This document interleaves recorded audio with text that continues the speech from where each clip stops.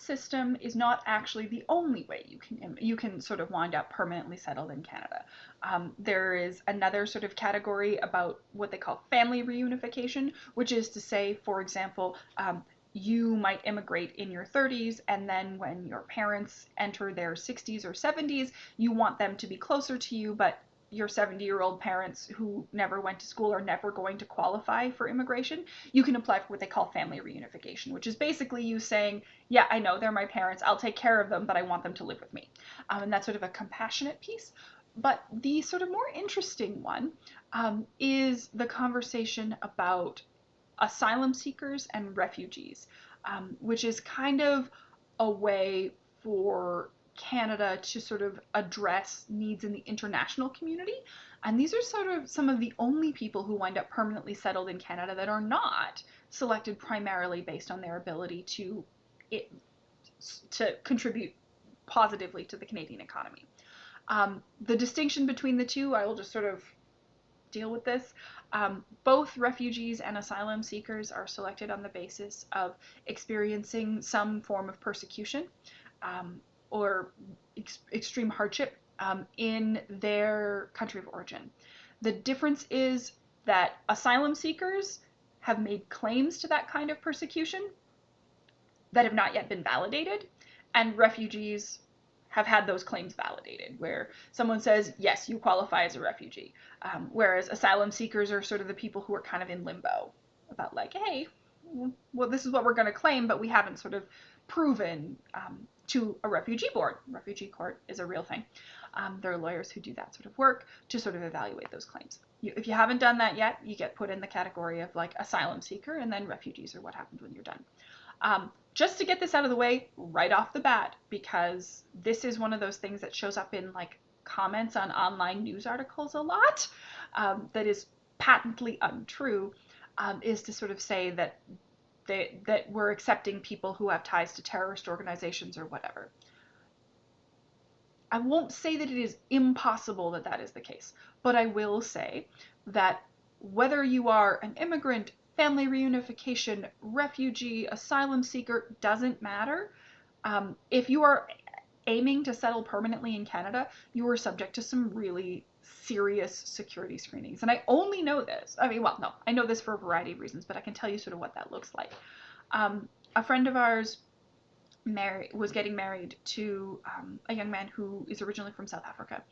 And they had to go through an incredible amount of paperwork to allow his father to come for 2 weeks for the wedding. And the government was like, absolutely not, he cannot stay longer than those 2 weeks, because his father had done military service in South Africa during apartheid.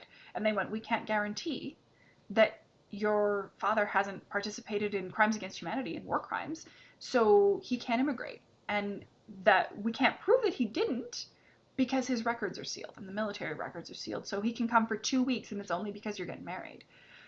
So there's some really serious security concerns that happen, and everyone gets screened for like security risks and that kind of stuff. Not that it's always perfect, but most of the time when we're dealing with sort of connections to terrorist organizations, those are people who are radicalized in Canada. We could talk about that as well, but that's sort of another conversation, okay? When we talk about that idea of persecution, the idea is largely about social challenges, okay? And it can come out in a number of different ways.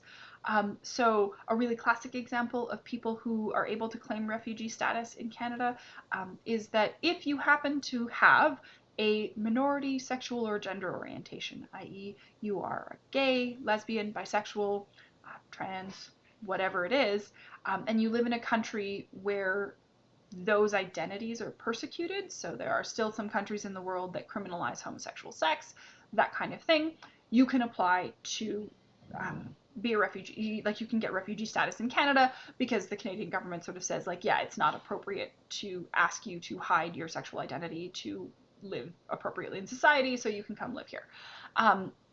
Another sort of example might be if you have some, not all, but some sort of totalitarian governments that are really not that don't really allow dissent in their countries. So, for example, if you are opposed to a communist dictatorship, or if you were opposed, for example, to the communist dictatorship in China, that allows you to claim persecution, to being persecuted. We've also seen some claims similarly from people who are opponents of the government in Russia, and as well any number of sort of like other places, just where if it is likely, if members of the opposition and people who are opposed and critical of the government routinely disappear in the middle of the night in your country and you are opposed to the government, then chances are really good you can claim refugee status here. Those are the easy ones. There are also sort of some more macro level refugee claims that become an important part of this conversation, and it's a really interesting sort of tension that exists in that sort of conversation. So, first of all, the most recent influx of refugees that many of you have probably heard of is refugees from Syria, who are fleeing civil war and a long period of drought. And that is a more challenging experience in that individual claims are much more challenging to sort of assess there. So it is possible to sort of have refugees and groups of refugees arriving in Canada as the result of that kind of macro level event. So refugees who were displaced by a civil war, who were displaced by serious natural disasters. So, for example, there were a number of refugees who settled in Canada after the most recent series of earthquakes in Haiti. That kind of thing happens, but much less often, actually. We don't do that sort of work very often. Usually, refugee claims are accepted at an individual level.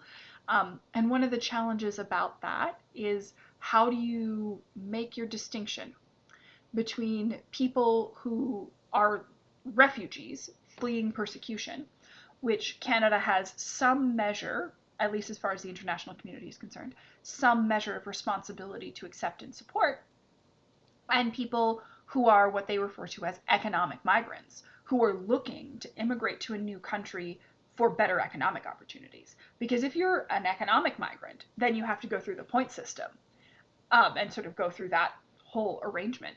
If you are a refugee, then the idea is that the Canadian government accepts you regardless of whether or not you have the education, regardless of whether or not you have all of that, because it is cruel and inappropriate for Canada to send you back to your country of origin.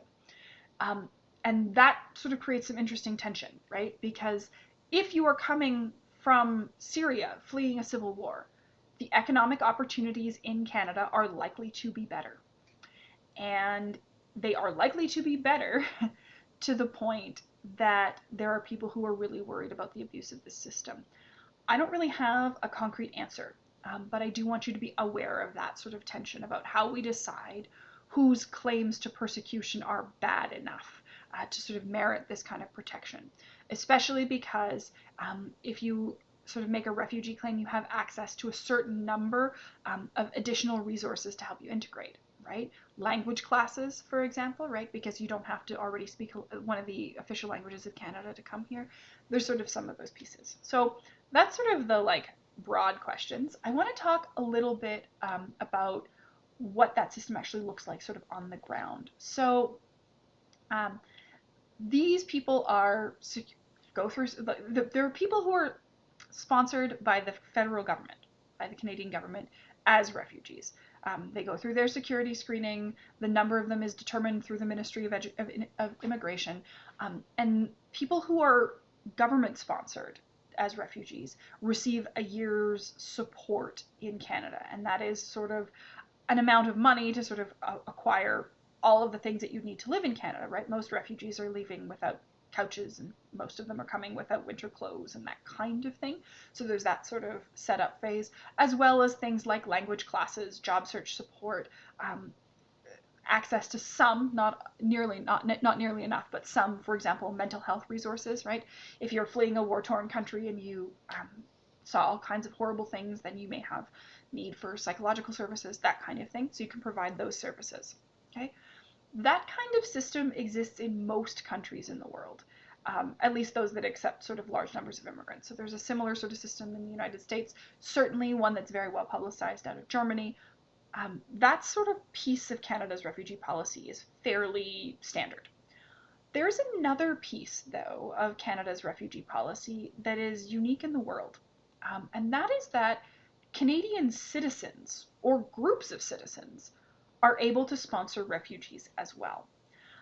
So, for example, if you are listening to the news and you hear about the crisis in Syria and you and your family sort of say, oh my goodness, this is terrible, we want to be able to do something, you can sort of create a group with your community and you can tell the government, we've got a family of 6.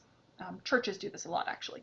Like, we can support 6, 10, 15, 1, however many people, and you can send them to us. And in that sort of process, what happens is the refugees go through the same security process, except that support. So go through that same security vetting process. The number of people who are available to come in through private sponsorship is determined by the number of people who are willing to do that sponsorship, rather than by the Ministry of Immigration. They still have to have validated refugee claims, but it's sort of determined by the Ministry of Immigration. And that support, that year of access to rent support and clothing and sort of integration and job search support, all of those things, is agreed to be provided by the individual or the group who did the sponsorship. As far as it goes, this model actually works really, really well as far as community integration and mental health goes. Because instead of talking to a government bureaucrat about where do I go to get this, you're calling your neighbor. And your neighbor will sort of do things that government bureaucrats don't do. So, for example, if you are a refugee who's arrived with their 3 children, the government isn't like a government bureaucrat is not going to show up and be like, hey, do you want me to take your kids for the afternoon so you can like get settled? But if you got sponsored by a church group, the church group might set that up. The church group might sort of call on a couple of other families and say, hey, you guys all have kids the same age as these kids. Can you guys arrange to all go out to the park together, so that we're making social connections and you're letting your kids sort of interact and you're sort of creating that community feel? And can we arrange, for example, like we have families that are arriving, we think it's going to be really overwhelming for their first couple of weeks, so here's a list if you can sign up to provide meals.